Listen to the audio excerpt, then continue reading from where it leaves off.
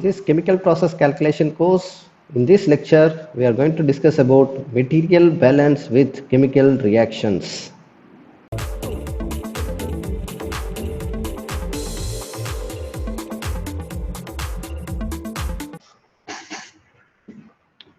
Hello friends, welcome to my classroom, the course Chemical Process Calculation. In this chemical process calculation course, we are dealing with model number 2, which is material balance without chemical reactions.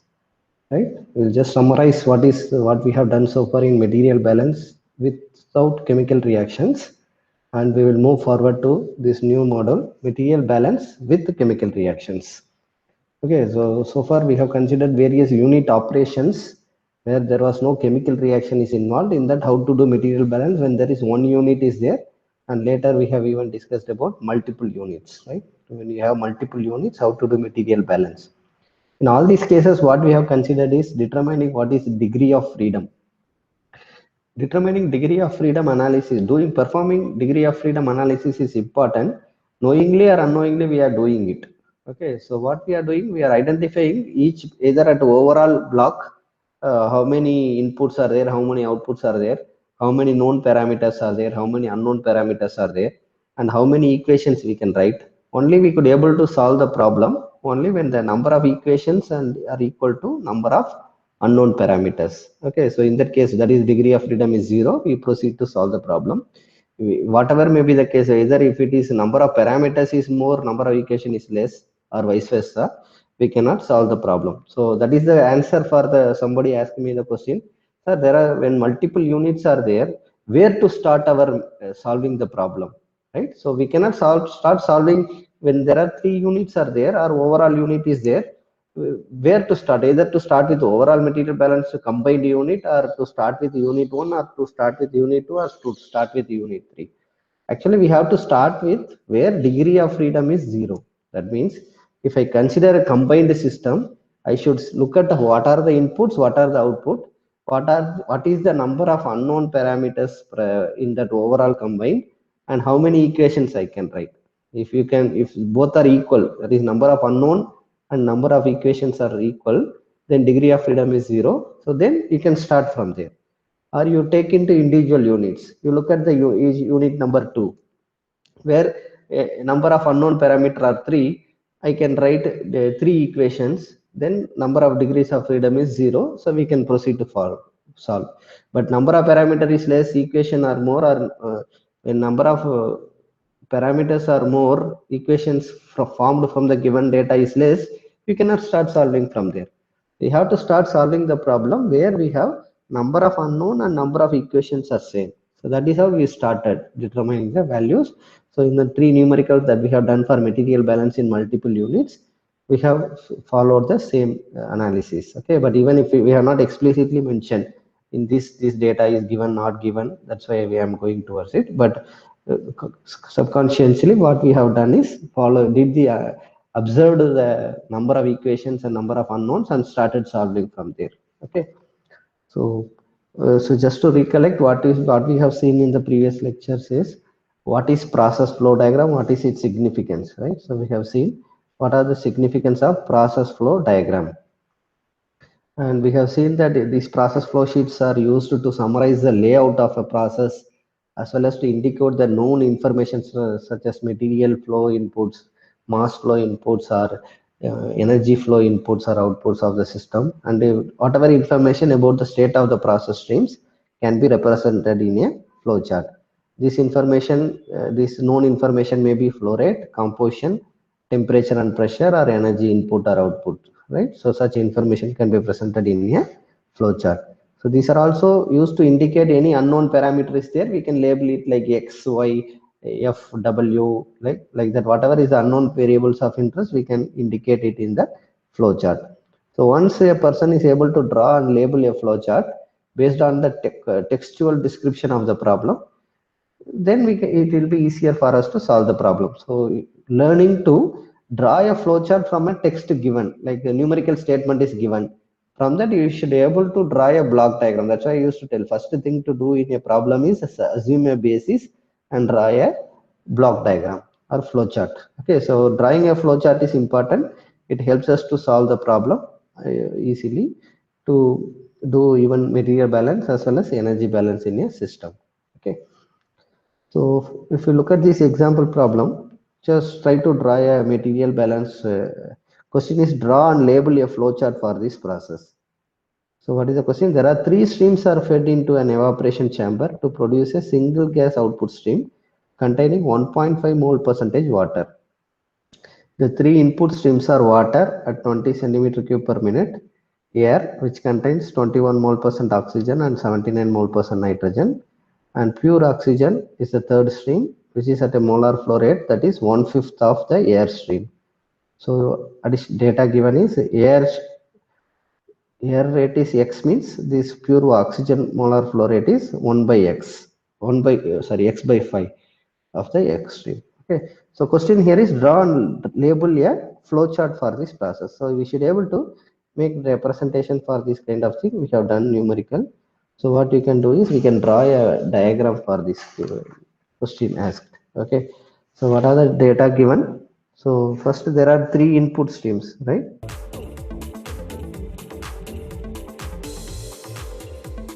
So what you can do is we can have a block diagram. To draw a block diagram,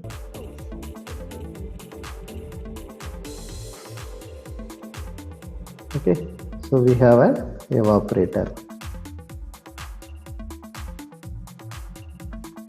and if you look at the problem, it is given that water flow rate, water is one input. Okay,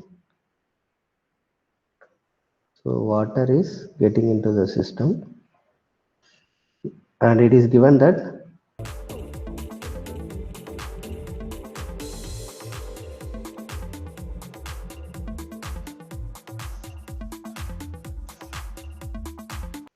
we have a system evaporator, and there are three inputs, right?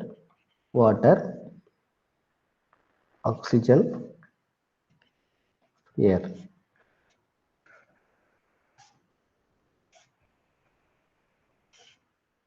So say you can draw anything anywhere, okay, but we are trying to give, there is one single output, it is given G as the gas stream. Okay, and it is mentioned that it contains 1.5 mole percent water. Okay, it is given that air, let X be the X moles, all are in moles. Let X moles is the air flow rate, then oxygen flow rate is X by 5 moles. And this air composition is given, oxygen is 0.21, nitrogen is 0.79. These are mole percentage, mole fractions, right? Mole fractions. And water is pure. Okay, so and it is given that 20 centimeter cube per minute of water. Can we convert it into this much moles per minute, so that easier for us to do the problem in moles, because mole fractions are given. That is the reason you have to first convert this data 20 centimeter cube per minute into meter. So what is the conversion factor? Conversion factor is 100 centimeter equal to 1 meter, right? So whole cube, and you can multiply by so to convert to, what is the multiply by density, that is 1000 kg per meter cube into divided by molecular weight 18 kg per kg mole. What you get, kg gets cancelled, meter cube will get cancelled, centimeter cube get cancels. Okay, so what we get is this much kg moles per minute. So what you get is 1.1 into 10 power minus 3 kg mole per minute. So to this 10 power minus 3 kg mole, we can simply write equal to 1.1 gram moles. So we can write this data as hydrogen pure water entering is 1.1 gram mole per minute. See, we are not converted to second. Okay, so we can say everything as moles per minute, that is gram moles per minute. Okay.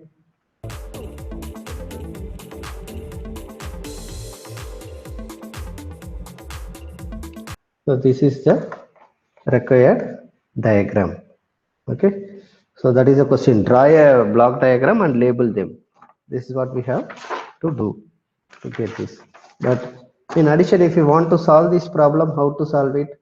So whatever is the water that is there is present as 1.5 mole percentage of water in G, right? So additionally, if you want to solve this problem, because in this question it is not asked to solve, only you have to draw a diagram to represent the fact, right? So only representation is enough, the block diagram is enough. But in addition, if you are interested to solve it, so we have 1.1 gram mole of water entering. So if you do individual material balance for water, what we get is input of water is 1.1 gram mole per minute, and which is equal to 1.5 times G. That is 1.5 percentage of G. Okay, where G is the total gas stream that is entering. It contains 1.5 mole percent water. So this is the value. So simplifying, we will get G value equal to 73.33 moles per gram moles per minute. Okay. Now, if we substitute this 3 in 1, what is our equation 1? We substitute this 3 in equation 1. What is the overall material balance? Overall material balance is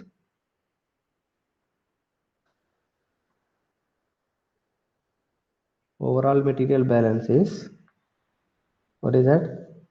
1.1 plus x by 5 is equal to G. There are three overall input, that is 1.1 gram mole per minute, x by 5 plus G. Okay. So if you substitute this G value in 1, you will get x value. Okay.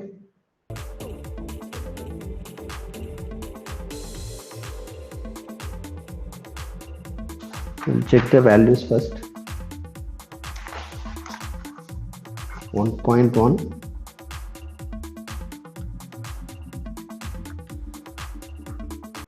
73.33. Yes. So G value is correct. So substituting G value here in this equation 1, let it be 1, 2, 3. Substituting 3 in 1, what we get is 1.1 plus, so this x plus x is 1 6 by 5x equal to 73.33. Simplifying, we will get x equal to 75.33 minus 1.1 into 5 by 6.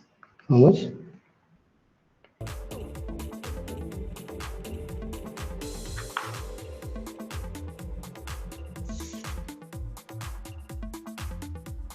73.33 minus 1.1 equal to 72.23 into 5 divided by 6 equal to 60.19.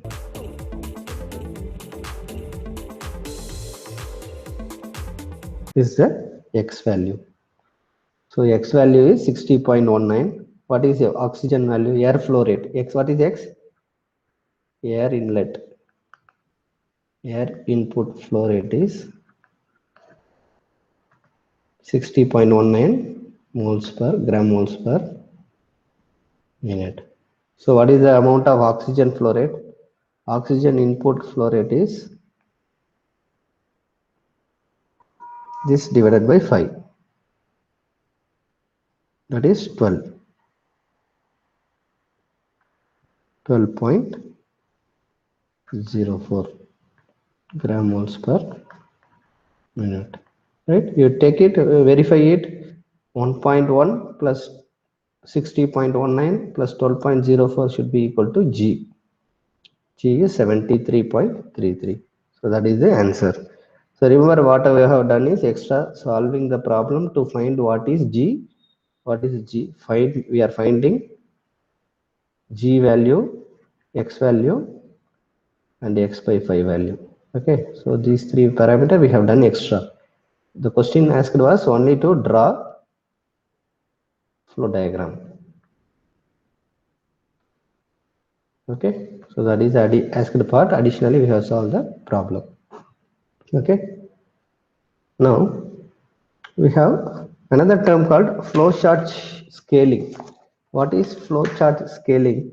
The flow rates or material amounts of a flowchart in a given flowchart can be scaled up or scaled down without violating the ratios like material balance constraints, as long as the flow rates or material amounts are scaled by the same factor. It is like scaling up of any diagram, geometric similarities, right? In fluid mechanics modeling and similitude, you have seen what is how to scale up, what is geometric similarity, what is kinematic similarity, what is dynamic similarity. If geometric scales are in fixed ratio, that is geometric similarity. If velocities, forces are in same ratio, that is kinematic similarity. Then if your pressure are also in the same ratio, then you get dynamic similarity. Okay. So particularly when we are talking about the similarity, this dimensionless number should be same, not even the same ratio. Dimensionless number should be same in both model and similitude.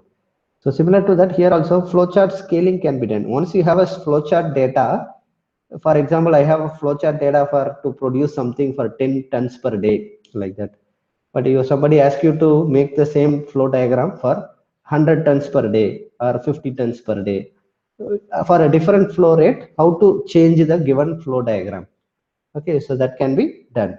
So that is called flowchart scaling. It can be scaling up or scaling down. It's like initially your flowchart is having 100 tons per day. You are asked to convert a flowchart into 10 tons per day. So that is scaling down.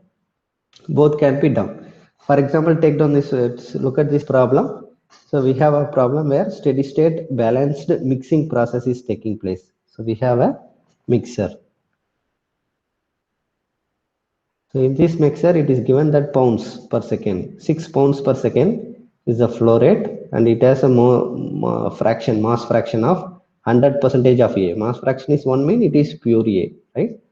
It has pure A, and we have another input where it is 12 pounds per millisecond.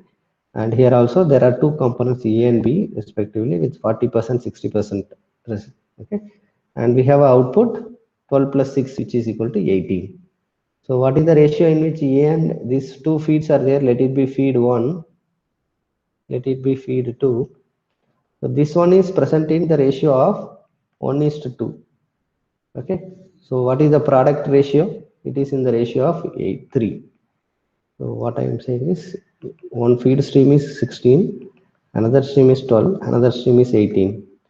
Let me say feed 1, feed 2, product 1. Okay, so if the same ratio is mentioned, we can draw the diagram for different scale also. Okay, here there are two steps we have to do. The data is given in pounds, we have to convert it into kg. We know the conversion factor, LB subscript mode. Okay, 1 kg is 2.204 pound moles, so pound mass. Now, using the conversion factor, can we express the data for what should be the ratio in which it should be present for 10 kg per minute of flow rate of pure A stream? So if F1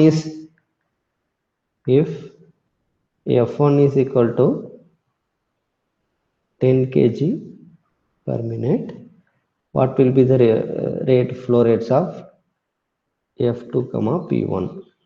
Okay, so that is the question, but the thing is how to represent it in a block diagram, flow chart. Okay, this is numerical is mainly about drawing a flow chart. Okay, so what you can do, so this data can be converted, right? So we know how to convert from one unit to another unit. Let me say 6 pound is there. The conversion factor is 1 kg is equal to 2.204 pounds Pound gets cancelled. What we get is 2.72 kg per second. Okay. Oh, here it is minute it is asked. Okay.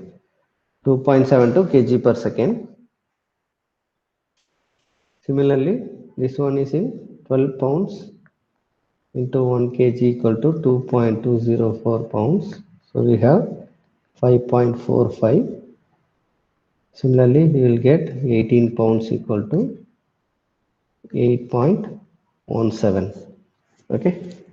So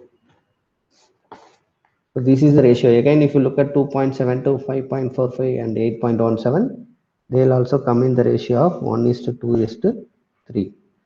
So as long as we don't change the ratio, say for example, if this becomes 10 kg per minute, remember conversion factor is going to be the same for converting to minute also, right?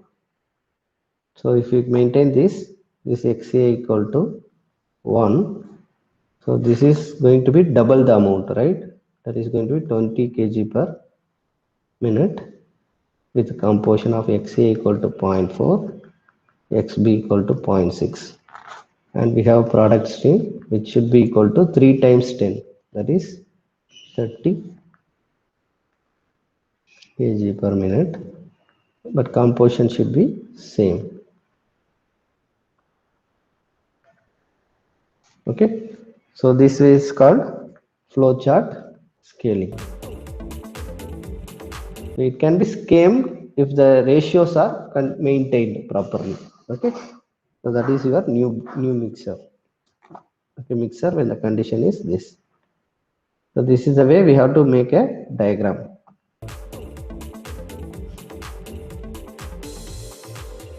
How can we verify? Can verify for a material balance.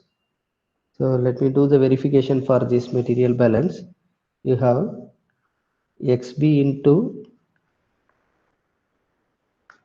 20 is equal to 0.4 into 30. That is 0.6 into 20 is equal to 0.4 into 30. What is the value? 0.6 into 20 is 12. 0.4 into 30 is 12. So that is verified. So our 10, 20, 30 calculations are correct because we are verified with individual material balance for B. Why I choose B? That is the tie element. It is having one input, one output. Whereas A is present in three streams, two input and one output streams. Okay. So these things we have seen earlier. What is flow diagram? What is the significance of it? Okay, then what we have seen about multiple unit processes, unit operations, particularly multiple unit operations where we had more than single unit. So how to solve them? As I told, first we try to consider all the units as a single unit and try to write a overall material balance, combined material balance. If in that case, if number of equations and number of unknowns are same, we can start solving from there. Or we have to consider that system into subsystems. Each unit can be considered as independent subsystem, and within that you have to check how many parameters are there, what are the known parameters, how many unknown parameters are there, and how many equations we can write, independent equation we can write for that subunit. So we cannot consider number of unknown in a subunit and we cannot write the equation for another unit. Within considering a single subsystem, within that subsystem we have to see how many number of unknowns are there, how many equations we can write. From there we will start solving the problem, which I explained some time back also. Okay. And we have seen different streams called recycle stream. What is recycle stream? In drying problems, we have seen what is recycling. When a part of the process stream is fed back into the earlier stage, that is, if we have fresh feed, and from the product that is leaving the reactor or leaving a dryer, a portion of the stream is returned back using a splitter. A portion of the product that is leaving the reactor or the dryer can be recycled back to the system.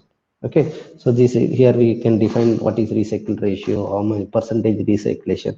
We have done numericals in the previous lectures. Please refer to it. Okay, and we have seen something called bypass, forward bypass, backward bypass. So because there are some ways to control the percentage extent of the reaction, because some, in some case, let me say I have a reactant, when a more reactant is there, I am not, it is highly exothermic, I am not able to control the rate of the reaction. So in those cases we can separate out some portion of the feed and bypass it to the product. Okay, so that way, that is called bypassing. You have a separator, a feed is separated into two stream, and only one per portion of the feed is entering into the main system. It may be a dryer or crystallizer or a reactor, and another portion of the feed stream is sent by as a bypass. Okay, that is, it is like bypassing the main unit. Okay, so that is also useful for various application. Particularly we want to control, have a control over the reaction conditions. Okay, so we have seen material balance. What is material balance, right? Material balance are representation of conservation of mass applied to the system, right? So we can write material balance without chemical reaction, with chemical reaction, that is material balance for unit operations. We can write material balance for unit processes. So when I say unit operations, there is no chemical reaction involved. So the material balance equation, general material balance equation, reduced down to simply at a steady state, input is equal to output. Okay. Similarly, if we are having condition for material balance with the chemical reaction, then we have to consider various parameters like what is the amount of product formed, what that means concept, how much it is consumed in the within the system, how much it is produced newly in the system, because we are sending in the reactant, but during it, there is a possibility that that reactant can be formed as a byproduct in within the system also, right? So that way there is a possibility that there is formation of the reactant, one of the component within the system, and there is a probability if it is consumed in the reaction, it may be fully completely consumed or partially consumed in the system, right? So that also we are seeing. So that's what we are going to discuss now, material balance with chemical reaction. That is a new topic. Okay, so get ready to do, solve numericals on material balance with chemical reactions. So first we have to compare material balances on reactive system versus material balance on non-reactive processes. That is, when I say non-reactive process, it is operations. Okay, so what we have done earlier is we have done the material balance by writing the balance equation for molecular species flowing through the system. For non-reactive systems, we did the material balance with the molecular species level. Component A, component B, like that only we have considered. That A can be sodium hydroxide or NaCl, like that, right? So where that can be done if there is a non-reactive process. Okay, for example, if A and B type molecules were moving through the process, we simply wrote the material balance on A molecules, and we wrote, if needed, we wrote the material balance on B molecules. Okay, and then we even consider overall material balance for in that, in it, that overall material balance we have written in terms of either mass or mole. Okay, so there is option for non-reactive systems, that is material balance in unit operations.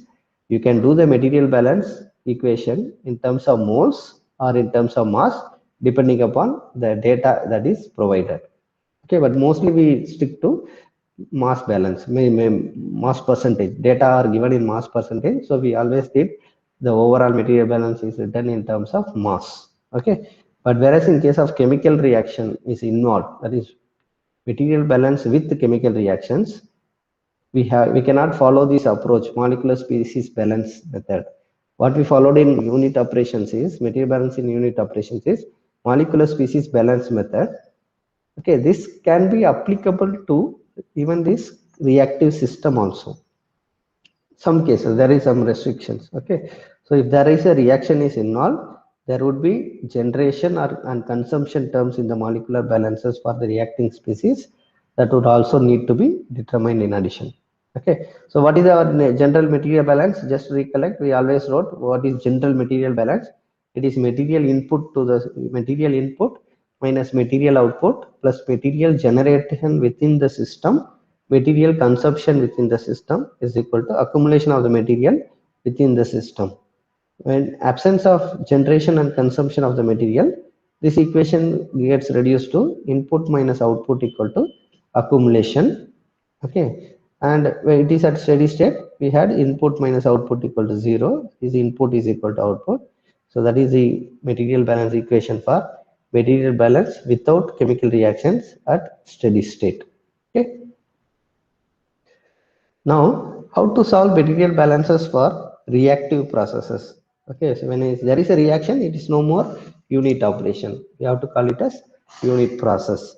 We will study two ways of solving this material balance for reactive processes. The first approach is the simplest to implement. Okay, what you can do is remember atoms conservation of there is conservation of atoms. Whatever is the amount of atom entering the system, but it may get clubbed with another molecule, another atom and form a new molecule.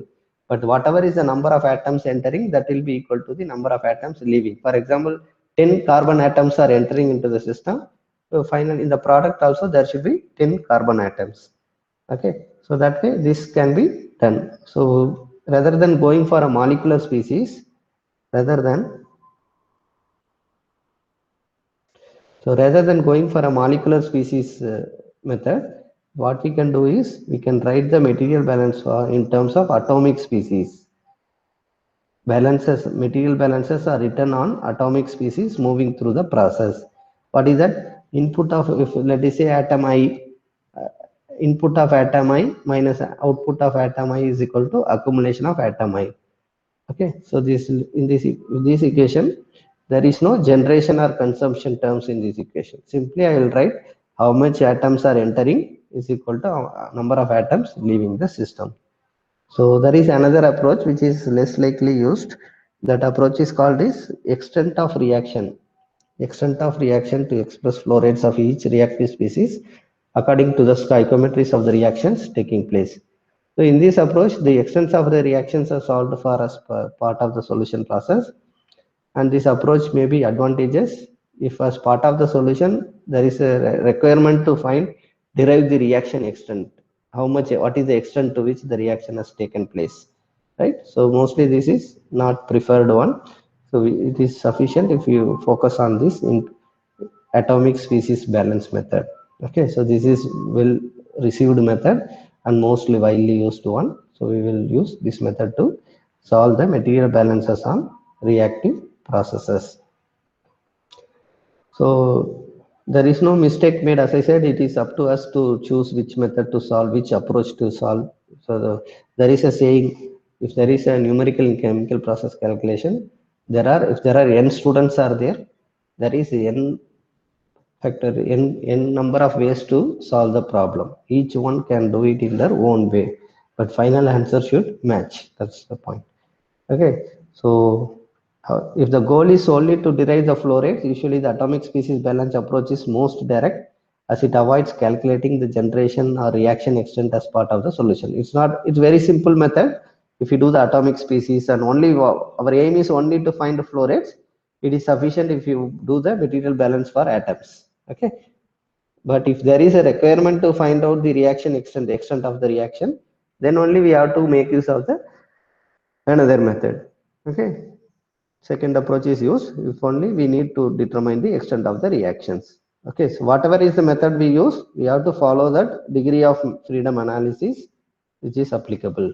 Okay, what is degree of freedom of analysis? Degree of freedom analysis, we have to start solving the problem only when number of unknowns and number of equations available at a point, at any point of consideration is difference is zero, that is degree of freedom is zero, then only we can solve it.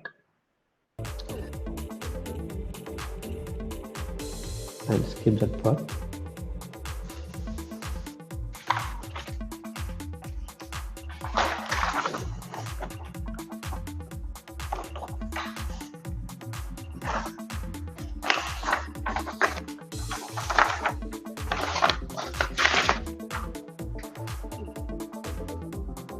Okay, so let us see what is chemical reaction equations. So as an engineer, chemical engineer, and having done so many chemistry courses, so now we know what is a chemical reaction. Okay, so chemical reaction is the one. in which a reactant is getting converted into product at a given temperature and pressure in presence of catalyst or in absence of catalyst. Okay. So in chemical reaction, they don't create, destroy, or convert the atoms. Therefore, the quantities of each type of atom on the two sides of the chemical reaction must be the same. That is called atomic balance, right? In other words, chemical reaction equation must be stoichiometrically balanced. That is the meaning. What is the meaning of stoichiometrically balanced reaction?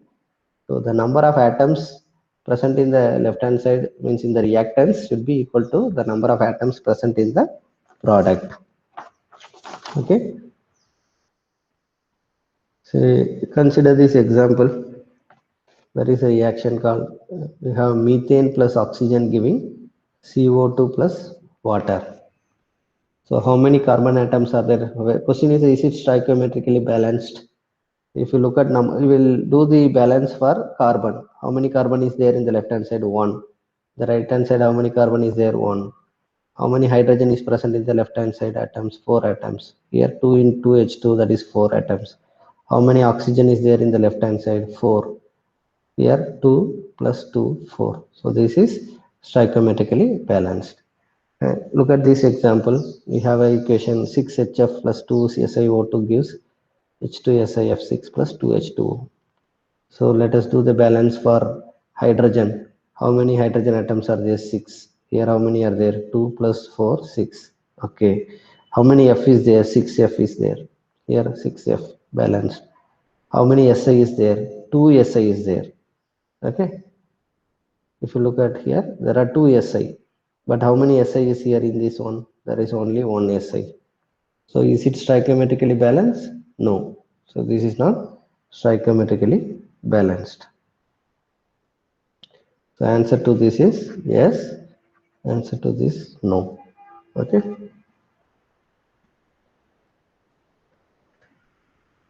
Now there are two terms called, one is stoichiometric coefficient. What is stoichiometric coefficient of a reacting species? It is the, let me say there are three atoms, sorry, three molecules of A plus two molecules of B is reacting for form some, let me say, four molecules of C. Okay. So what is stoichiometric coefficient? What is stoichiometric coefficient? Is the numeric prefactor of the species in the chemical reaction equation. Which chemical reaction? Stoichiometrically balanced chemical reaction. Stoichiometric coefficient of a reacting species is the, so what is the stoichiometric coefficient of reacting species A? It is the prefactor here. What is that? 3. What is the stoichiometric coefficient of B? It is 2. Okay, so stoichiometric coefficient of a reacting species is the numeric prefactor of the species in the chemical reaction equation. Next question is, what are the stoichiometric coefficients in the above balance equation involving combustion of methane? So we have the equation here. So for methane, combustion is taking place, right? In this equation, what is the stoichiometric coefficient of methane?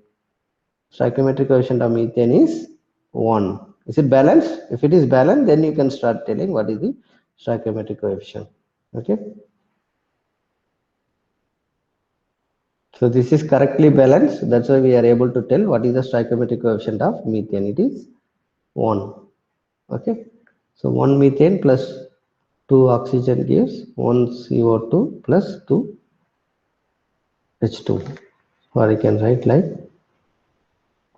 1 mole of CH4 reacts with 2 moles of oxygen. This can be gram mole or kilomole. If I write kilomole here, you can write kilomole here also. Okay, 1 mole of methane reacts with 2 moles of oxygen to form 1 mole of CO2 plus 2 moles of H2.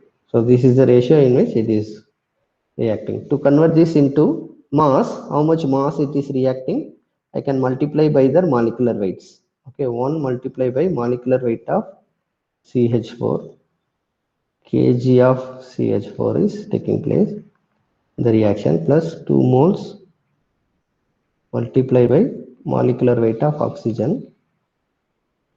This much kg of oxygen reacts, and this is 1 multiply by molecular weight of CO2 this much kg of CO2 is formed, equal to 2 into molecular weight of water.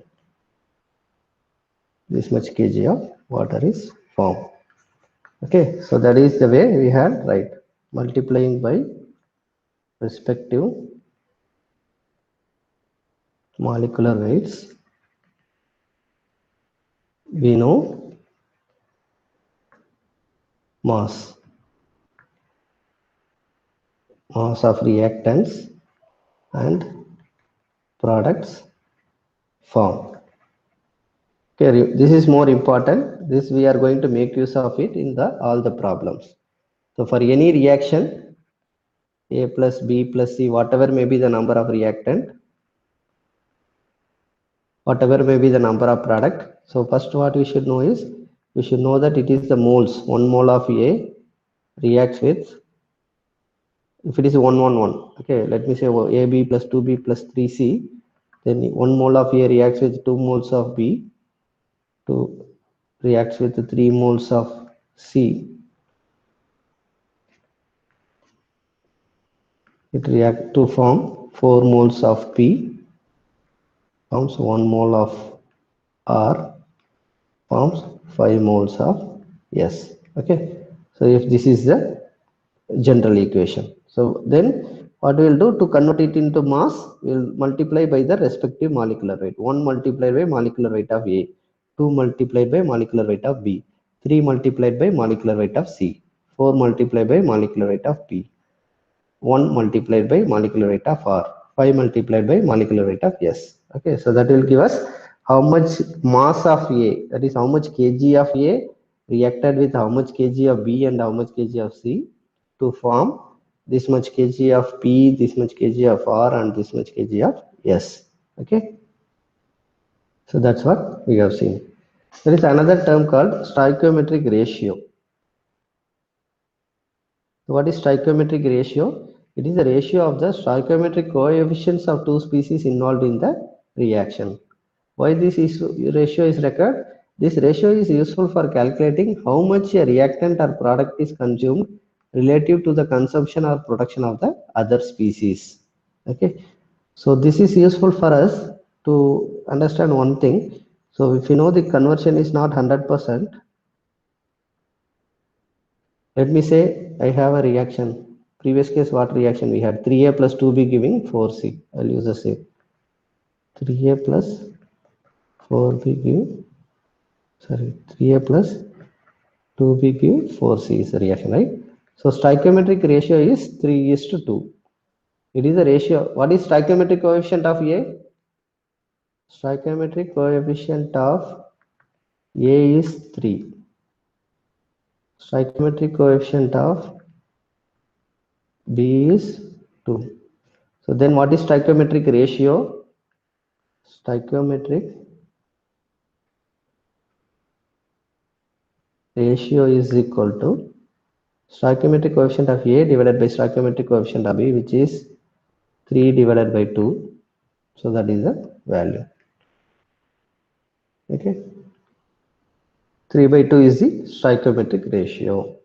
So this ratio can be useful because what we should know is, if in a feed A, B are present in ratio, in a given ratio like 3:2, okay, so whatever is unreacted, so let me say it has formed the product. So here all what will be there? We have A, if it is reactor. What will have, if the percentage conversion is not 100%, it's not completely converted, right? So there will be unreacted A and B, and there will be the product C. What we should know is this stoichiometry ratio will be the same here also. So that concept is very important, which will be very useful to solve the numericals, particularly when there is a recycled stream. We are going to discuss. Okay, so this stoichiometric ratio, if the feed is present A and B, they will be present in the product also in the stoichiometric ratio when there is no change in number of moles. Okay, that we will discuss when we are discussing that particular topic.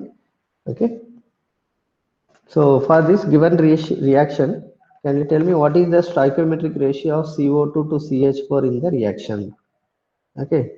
What is first stoichiometric coefficient for CO2?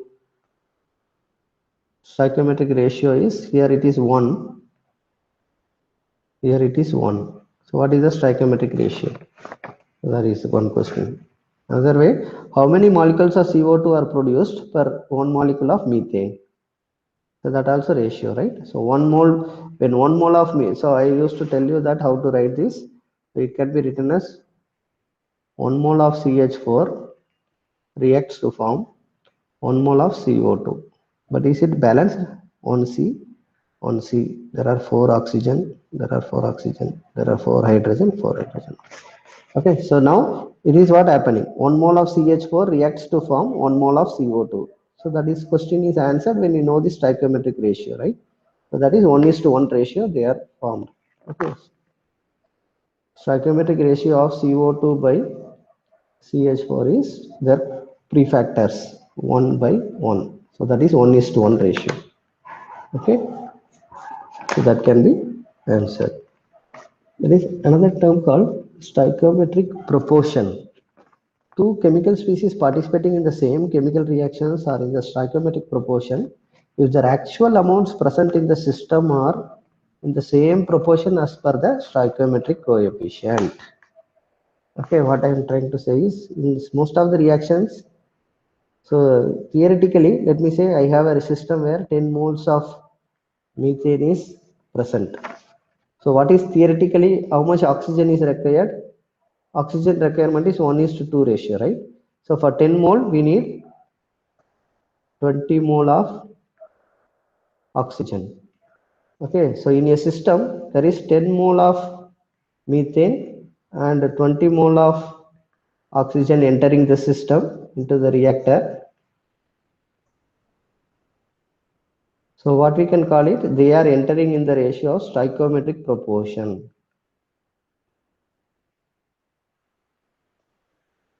Stoichiometric proportion.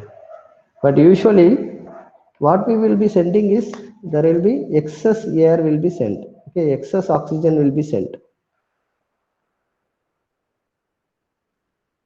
Okay, so if only theoretical amount what as per the stoichiometric requirement, if it is system is sent, that is called stoichiometric proportion.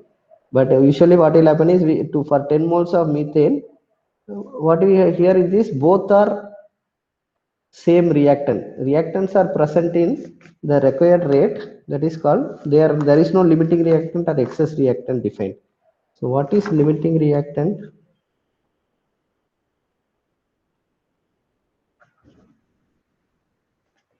And what is excess reactant is I am trying to define here. Okay, so usually stoichiometric requirement for this particular reaction methane plus 2 oxygen is 1:2 ratio of methane and oxygen.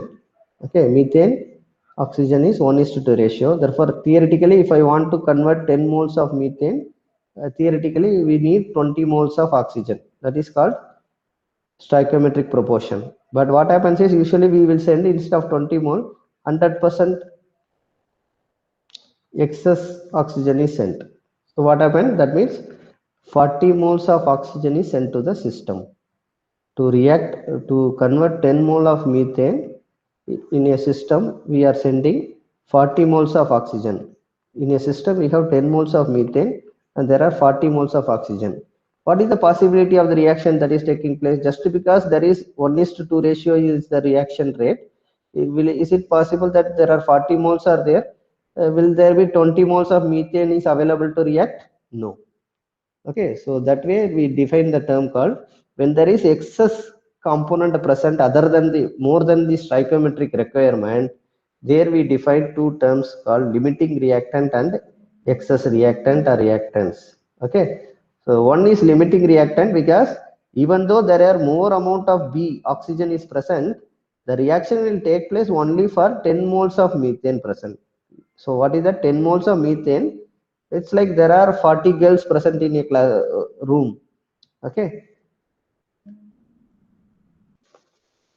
if there are 40 people present here, only 10 people can 10 people are there, only 10, this is the limiting reactant, only 10 will choose these people. Say for example each can take 2 people along with them, then it is like maximum 20 people only they can engage, right?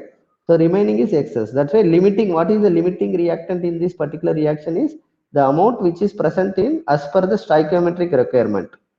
Okay, so the limiting reactant is reactant that decides what is the percentage of reaction that can take place in this system. Okay, so that is the one which decides the conversion in the reaction. Limiting reactant is the reactant that decides the conversion in a chemical reaction. So in this particular case, when methane is 10 mole and oxygen is 40 moles, so the limiting reactant is methane. What is excess reactant? The one which is present, which whatever are the remaining reactants other than the limiting reactant, they are called excess reactant. A reactant which is present in excess of the theoretical amount in the reaction is called excess reactant. Okay. Now we define few more terms. Okay, so try to solve this problem. If there are 0.5 gram moles of methane available to react, what quantity of oxygen would be in stoichiometric proportion in the reaction? As I said, they are occurring 1:2 ratio. If 0.5 is the available amount, it should be 1 mole of 1 gram mole of oxygen. Okay, so that will be the oxygen would be present in the stoichiometric proportion. Okay. So now we define this limiting reactant, as I said, with the example I have told you. Usually reactants are not present in the stoichiometric proportion. In that case, if the reaction proceeds sufficiently far, one of the reactant will be in the first to be used up. That reactant is the limiting reactant. As I said, we have in the example what you had, we said there are 10 moles of methane, 40 moles of oxygen. So what happens? They are consumed in the ratio of 1:2, that is 10, 20. So after they are consumed in the reaction, what happens? There is 0 A present, but there are 20 B which is present. A is methane, B is oxygen. But will the reaction take place when there is no A? No reaction will take place. That's what it is being consumed in the system. So that is why A is the limiting reactant, which is present less amount. Okay, so that is called limiting reactant. Look at this one. That is, I already told you what is stoichiometric theoretical requirement. Stoichiometric requirement, the amount of an excess reactant that would be needed to completely react with the limiting reactant. So if there are 11 gram moles of methane available to react in this equation, what is the stoichiometric requirement of oxygen? As that already we have seen 1:2 ratio. So if this is 11 moles, we need 22 gram moles of oxygen is required to solve this thing, right? So there is excess amount of oxygen in the system. What we have seen, the example of 10 is to 10 moles of A, 40 moles of B, that is methane and oxygen. So one is present in excess. How much fraction excess it is there? That can be defined. Fractional excess is the fractional excess of the reactant A. Any reactant, how much excess it is there? Fractional excess of A is the amount of A present minus stoichiometric requirement of A divided by stoichiometric requirement of A. Okay, so that can be done for any of the component. So usually for excess component we write that, or here A is the excess component, then in that case we should not write this here. Okay, so fraction excess can be determined, and then we can determine what is percentage excess. Percentage excess is equal to fractional excess multiplied by 100, you get percentage excess. Okay, so for example, you have a reaction methane plus oxygen giving this carbon dioxide and water. If there are 2 gram moles of methane available to react and the amount of oxygen available 6 gram mole, what is the fractional excess of oxygen? Same here, similar to 10:40, it is given 2. Okay, there is 2 moles. Okay, there is 6 moles of oxygen. There is 2 mole of methane, 6 mole of oxygen. But stoichiometrically 1:2 ratio only they can react, right? 2:4. Okay, so then what is the fractional excess of oxygen here? Fractional excess of oxygen is amount of oxygen present, which is 6. Stoichiometric requirement is 4 divided by 4, which is 2 by 4, which is 0.5, is the fractional excess. Then what is percentage excess? multiply by 100, 0.5 multiply by 100 equal to 50 percentage. So there is 50% excess oxygen present in the system. So we can find fractional excess of oxygen. We can find percentage excess of oxygen, right? So that is why we can define this fractional excess and percentage excess. Okay. And there is another term called conversion. We are concerned about methane CH4 here. Okay. When we have CH4, how we 10 moles is entering the system. Okay. So how much mole is converted in the reaction? How much taken part in the reaction? Okay. There is A giving A has to get converted into C. There is 10 mole. Ideally, 1 mole means 1 mole of C has to be formed. What we observe is due to catalyst is not perfect or temperature conditions not okay. So what are due to various reasons there is a possibility there is formation of only zero point 0.8 moles of C. Okay. So then what happened? This out of 1 mole of A, 0.2 mole of A is unreacted. It comes out as A only. It did not get converted. So for example, 100 students are writing the exam, out of which 80 students have passed the exam. 20 students coming out as same student, right, with backlog. Okay, so that way we have unreacted. So now what is the percentage success? Like that we can calculate, right? So fractional conversion of the reactant can be reactant. The fraction conversion of the reactant can be is the percentage of the reactant that has reacted. So fractional conversion is moles of reactant reacted. So as I said, in this case, there is 10 moles. If it is 1 mole, 0.81 mole only has formed. Okay, that means out of 10 mole, how much mole will be formed? 8 moles of C is formed. 2 moles of A comes out. Okay, I'm just considering a case. So 10 moles of A entered the system, out of which only 8 mole of C is formed. Okay, so how many moles of A has reacted? Moles of A reacted is equal to 8, but amount of moles of A entered is 8. So fractional conversion is 0.8 or percentage conversion is 0.8 into 100, which is 80% conversion. So the conversion is 80% with respect to A. Okay. So here there is a question. If 10 kg moles of methane are fed into the reaction, CH4 plus 2 CO2 giving CO2 plus 2H2 and 6 moles react, what is the fractional conversion? So similar calculation only, right? So what is that? How many moles has reacted out of 10 moles? 6 moles only reacted. Okay. So out of 10, only 6 moles has reacted. So remaining 4 moles is there, right? So what is the fractional conversion? How many moles is reacted? 6 moles only reacted. That is 6 moles reacted divided by 10, right? So that is 0.6 is the fractional conversion. What is percentage conversion? Percentage conversion is fractional conversion into 100. That is there is 60% conversion of A with respect to methane, right? There is another term called yield, so which is defined as reactions in general do not undergo 100% conversion of the reactant into the desired product also. So remember, even though we have said 10 kg moles has entered, it has product formed is, we have told that it has 6 moles has reacted.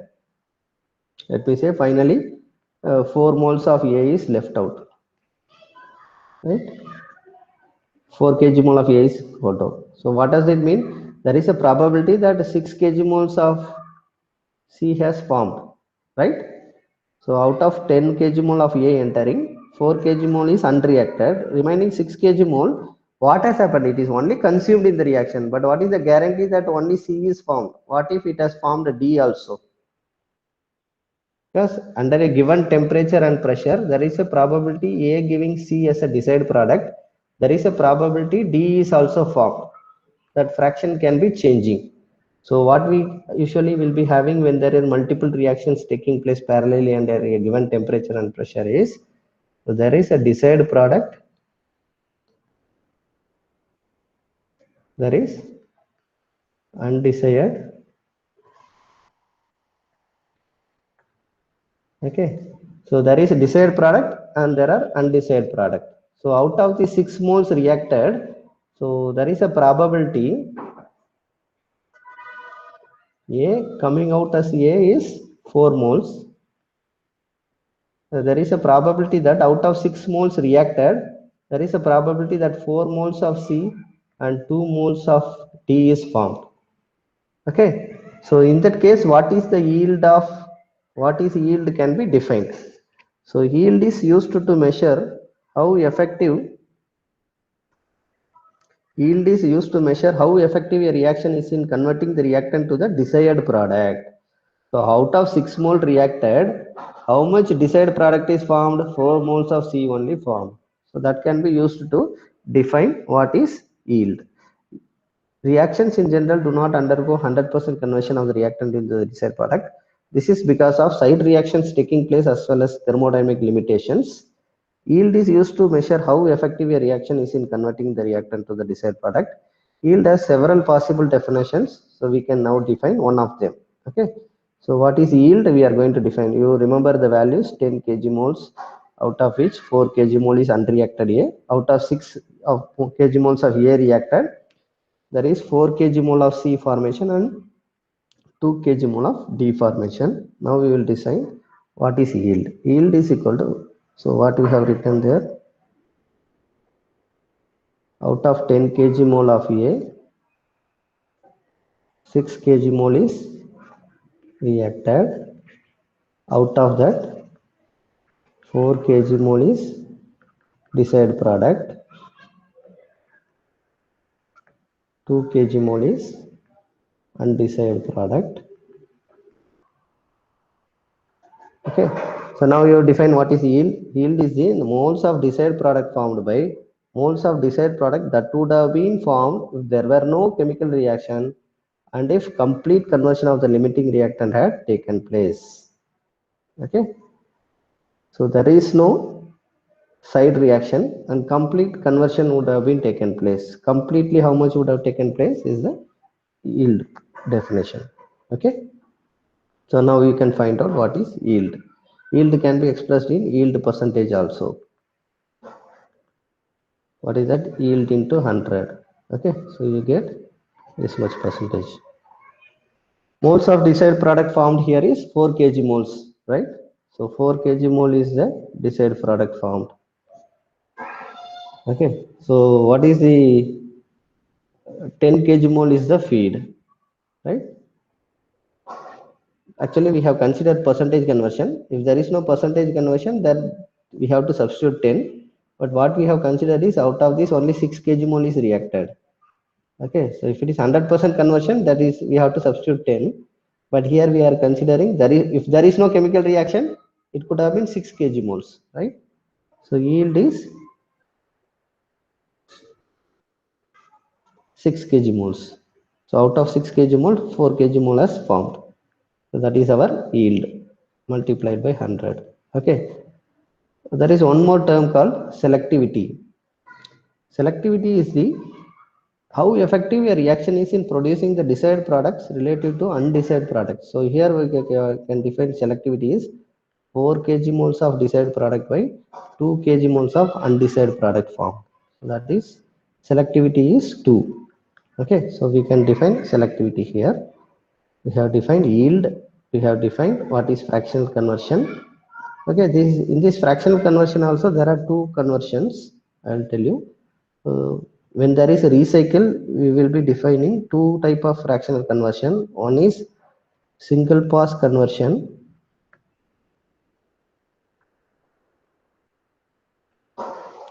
and we are going to define what is overall conversion. Okay, so we are going to discuss what is single pass conversion and overall conversion in detail. Okay, so for this example problem, try to solve it. There are two reactions taking place in a continuous reactor operating at steady state. Reaction 1, reaction 2. Okay, so look at the reaction. There is 1 mole of C2H6 forming 1 mole of C2H4 plus 1 mole of H2. There is another reaction, same reactant A. reacts with this product formed kind of thing, hydrogen, to form 2 moles of CH4. The feed stream contains 85 mole percent ethane and 15 mole percent inert components. The fractional conversion of ethane is 0.501 and the fractional yield of ethylene is 0.471. What is the molar composition of the product gas and what is the selectivity of ethylene to methane production? Try to solve this yourself, practice this problem. Okay. These are just to understand what is the definition of yield and selectivity. Now, this chemical process can be classified. Okay, so these chemical processes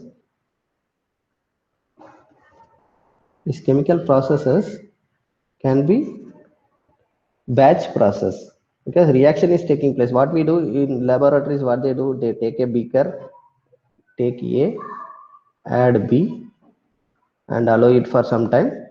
Then after some time, so I am heating it. So finally, after time T, we get product. So such process is batch process. Okay, in a unit process, it can be either be batch process or it can be semi-batch process. Semi-batch process is like one reactant is taken initially at time t equal to 0. Okay,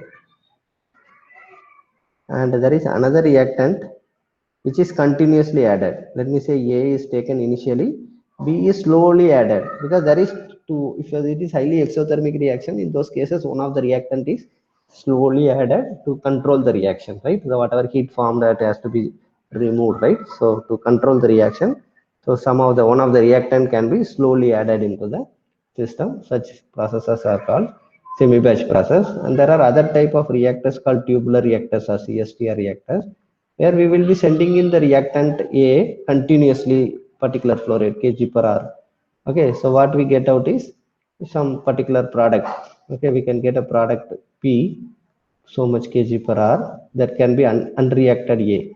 Okay, so that can be some unreacted A in it also, right? So that is called continuous process. So unit processes can be a batch process, a semi-batch process, or continuous process. What is happening in a batch process? Your raw materials are fed into the process at the outset. The process then runs for some length of time, producing the product, but there is no product removal or no additional raw material input while the process is going on. At the end, the product is removed. The bottom line is that no mass enters or leaves while the process is running. There is no mass input or mass output during the operation. Okay, that is batch process. There is a process called, as I said, continuous process. Raw materials continuously enter and products continuously leave the process. That is called continuous process. What is semi-batch process? It does not fall under the category of either batch nor continuous. As I said, if you want to have control over the reactions, one of the reactant is continuously added, one of the reactant is initially taken. Such process are called semi-batch process. And with respect to time, these operations can be steady state operation or unsteady state operation. Remember, mostly chemical industry continuous processes will have mostly have steady state. When we will have unsteady state operation, when they're during the startup, we have a fresh reactor, new chemical plant is there, but the reactor level should be 100 liters of air should be there. Till it reaches 100 A, it is not steady state because I want to maintain 100 liters in a tank continuously with respect to time. That level should not change with respect to time, right? So what is steady state operation? The parameters, operating parameters are the parameters with respect to time, right? Time derivative should be zero, right? So that way they are steady state operation. If it is not zero, it is called unsteady state or transient process operation, right? Transient in the sense during the startup until you reach the steady state, it is like beginning time. Okay, so once the chemical plant is started, all the pump is started, so everything should reach a steady state. That is called transient operation. And during shutdown also it has to take place, right? Emergency shutdown, everything is running, all of a sudden you have to switch off the things and slowly the flow rate will be changing, all the parameter will change with respect to time, right? So they are unsteady state operation, or we can say that process is in transient from shutdown to operation or operation to shutdown, right? So that when we steady state or so that way a unit process can be unit process can be classified as a steady state or unsteady state. Okay, so particularly if you look at this, what we have seen, what is semi-batch, batch and semi-batch process, they might be transient in nature.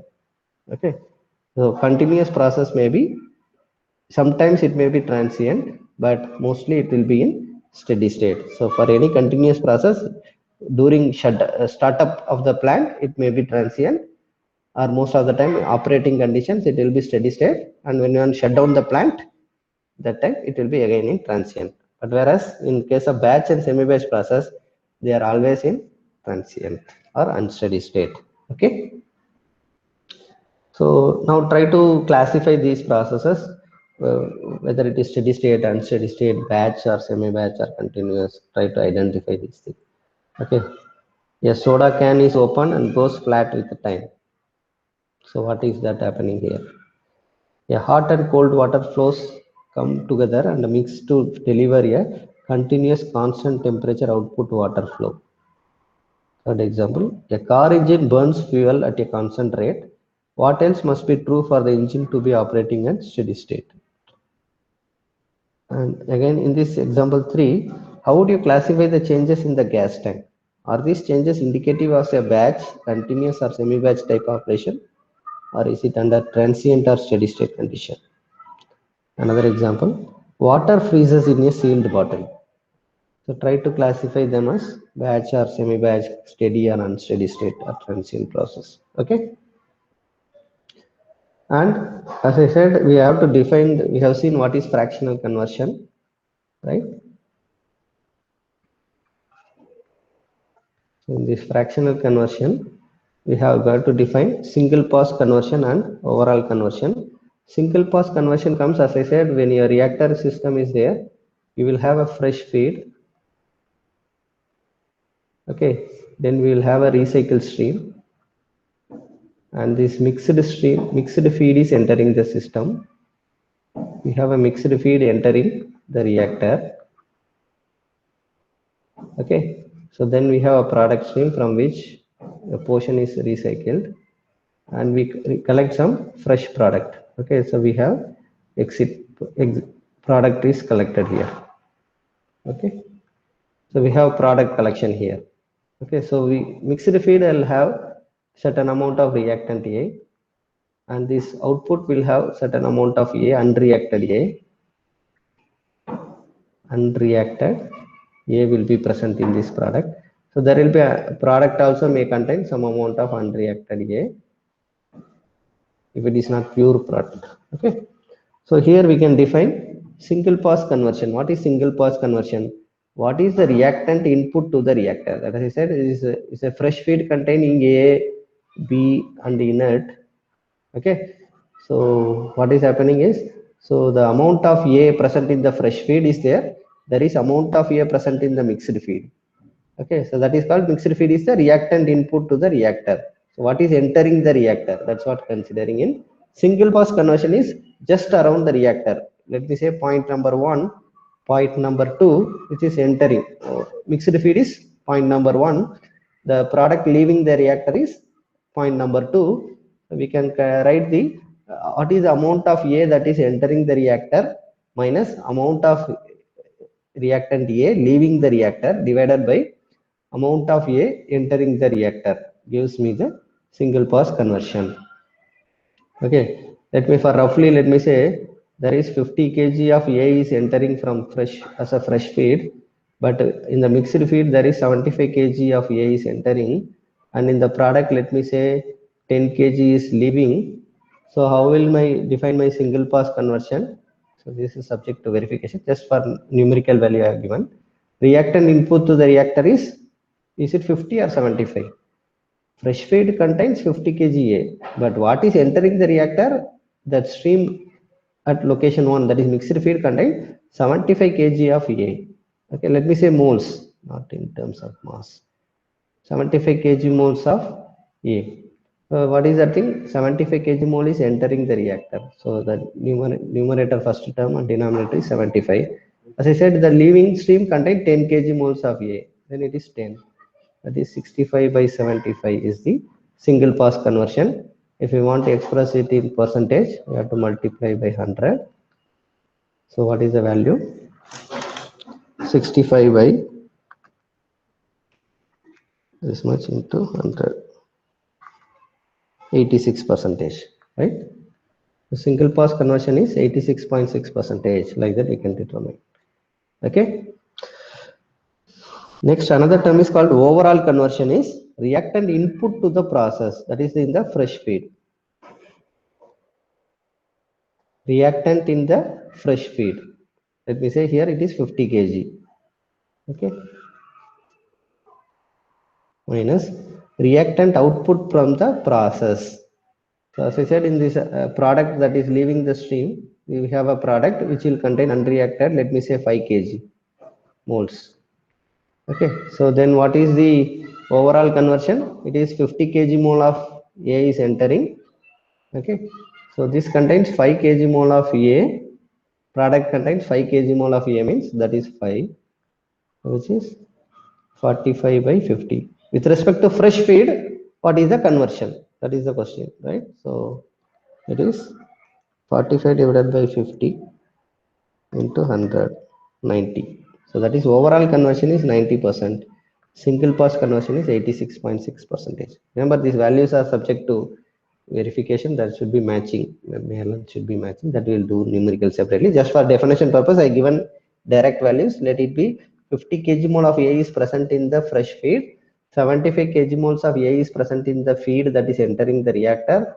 There is 10 kg mole of A present in the react product stream that is leaving the system, that is location 2, and there is a product stream which contains 5 kg mole of A. Okay, so with this, if we want to define what is single pass conversion, the amount of A entering the reactor, which is 75, minus amount of A that is present in the stream that is leaving the reactor, which is 10, divided by the amount of A entering, that is 75, gives us the single pass conversion. And overall conversion is the amount of A present in the fresh feed, which is 50, minus amount of A present in the stream that is leaving the system. Okay, that is the output. After the separator, what is the product output, which it contains 5 kg moles. That way, minus 5 divided by this 50 gives us the overall conversion percentage as 90%. Okay, so that way we have this stream called recycling stream. What is recycling stream and what is purge stream? We have seen already. So again, looking at here, purge stream. What is purging is, there are some cases there is inert present in the feed. What we have is, in the feed there is some amount of inert. In the product there is no inert present. But in recycle will contain your product, whatever is your product. Let me say the reaction is A giving P. Okay, it will contain P. It will, no, we should not use P here. Let me say R. No, R also not. Let me say C. It's a product. Okay, so it will, what it will contain? It will contain the product C as well as unreacted A, unreacted B, okay, and the inert, right? It will also contain inert. What happens is the inert gets built up. Okay, in recycle, inert gets built up.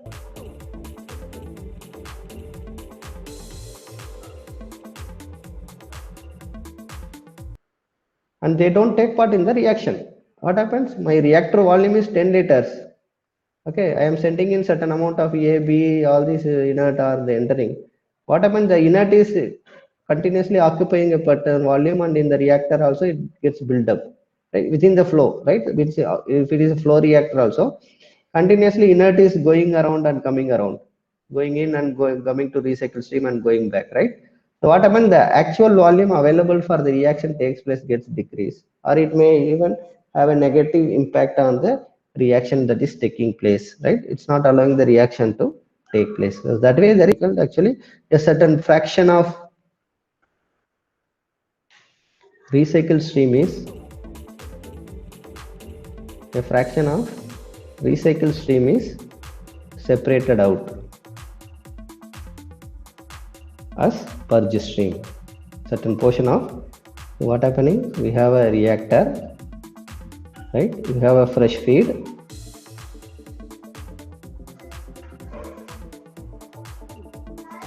we have product. Okay, so you have fresh feed, you have mixed feed, right? So we have recycled stream. So we are separator is there present there. So whatever is separated out, yeah, out of which a portion is taken out as purge stream. Purging is done to ensure that there is no buildup of inert in the system. Whenever there is inert is present in the feed, this recycle system, we will be separating out certain amount of purge stream.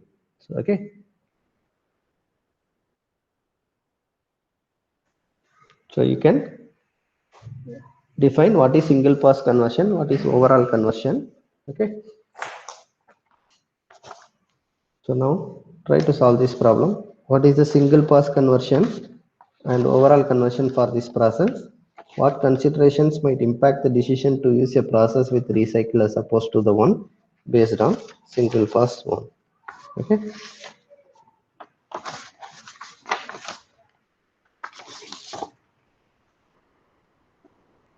Okay, how to solve this problem? What are the single pass and overall conversion of the above process?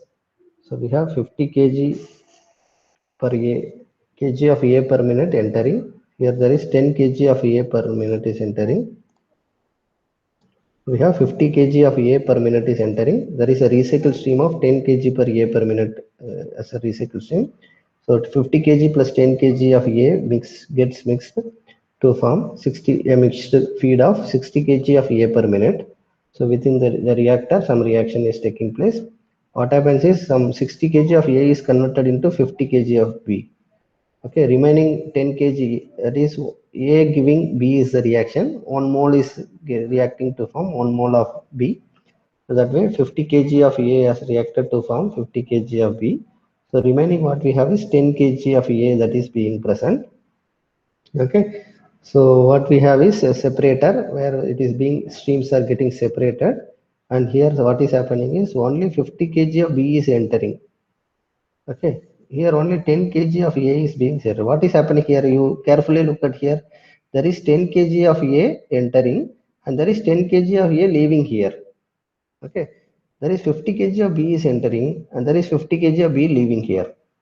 So here what is given is question mark. How much kg of A will be present here? If 10 kg of A is entering here and 10 kg is leaving here, will there be any amount of A present here? No, right? So that way it is 0 kg of A is present here. So now we should able to define what is single pass conversion and overall conversion and write what is the value for it. Okay, ready for solving?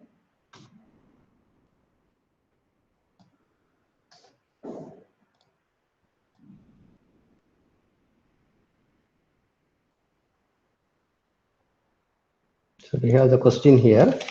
So we will try to solve this problem here. So if you carefully look it here, I have explained you. So there is total, if you consider unit 2,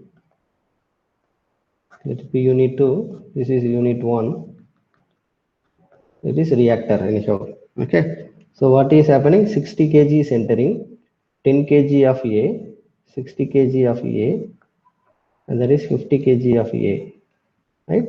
So this 50 plus 60 equal to this at this mixing point. What is the thing? 50 kg A plus recycled stream 10 kg A gives 60 kg A. Okay, so that way it is entering. Here what is happening? 10 kg of A, 50 kg of B. So what we come to know is this is 0 kg A is present here. Since 50 kg of B is present, 0 kg A is present. Okay, so now what is single pass conversion? Single pass conversion is defined as what is the amount of A entering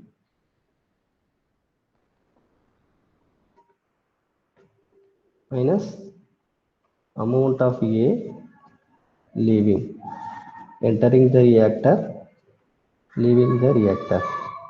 Okay, divided by amount of A entering the reactor. Okay, so that is single pass conversion. So when you multiply by 100, we get in percentage.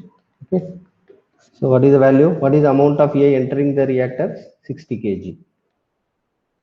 Minus amount of A leaving the reactor is 10 kg. Right? So what is the amount entering? 60. So 60 minus 10 by 60 is 50 by 60 into 100. What is the single pass conversion? That is 83.3 percentage is the single pass conversion. Okay. Any doubt? I repeat, single pass conversion is amount of A entering this mixed stream minus amount of A entering as mixed stream into the reactor minus amount of A leaving the reactor, which is 10 kg A. Okay. So we have 50 by 60 into 100. Okay. So now we can define what is overall conversion. Overall conversion is equal to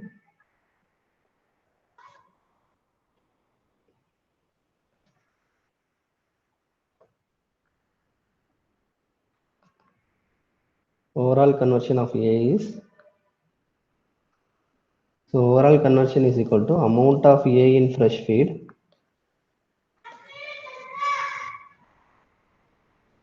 minus amount of A in product stream divided by amount of A in fresh feed. So what we have, amount of A entering the system is 50 kg, right? Minus amount of A in the product stream is 0. So we have 50 kg in the feed. So what we get is 100% is the overall conversion. Okay. So the overall conversion with respect to A is 100%. Single pass conversion with respect to A is 83.3%. So that should give a clarity to us what is single pass conversion, what is overall conversion when recycling is done. Okay. So this most widely used in competitive exam, particularly GATE examination.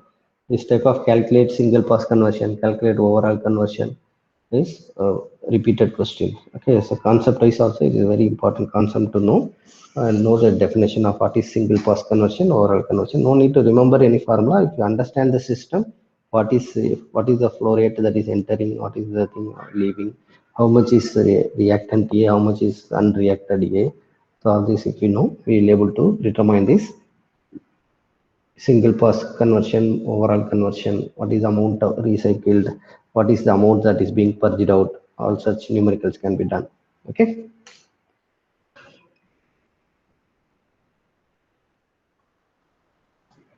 We will do numericals based on all these concepts in the next lecture. So in this lecture, what we have done, we have seen what is, we recapped what is process flow diagram, what is flow diagram scaling up or scaling down. We did some numericals. Okay, then we have seen what are the basic definitions, terminologies that we should know in solving the material balance with chemical reactions. What is chemical reaction? Remember, we are having a separate course called chemical reaction engineering in the next semester or parallel semester. So there you are going to learn what is order of the reaction, what is kinetics of the reaction, what is rate equation of the reaction, what are the different classifications, all that.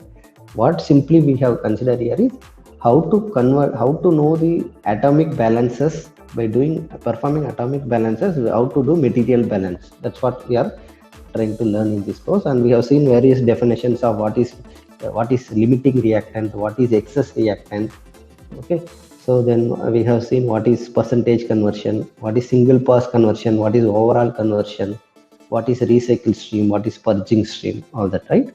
So now once we are clear about what is the definition, what is happening in the concept, that is concept of stuff that is happening in these unit processes, it will be easier for us to solve numericals for material balance in involving chemical reactions, that is reactive systems. Material balance in reactive systems or material balance in involving chemical reactions can be done. Okay, so please go through this lecture, go through it one or two times. So once you are thorough with the definition of the terms, it is easier for us to solve the numericals. Okay, in the next lecture, we are going to solve numericals on this topic. Thank you for joining my classroom on chemical process calculations. If you have any doubts, please contact me.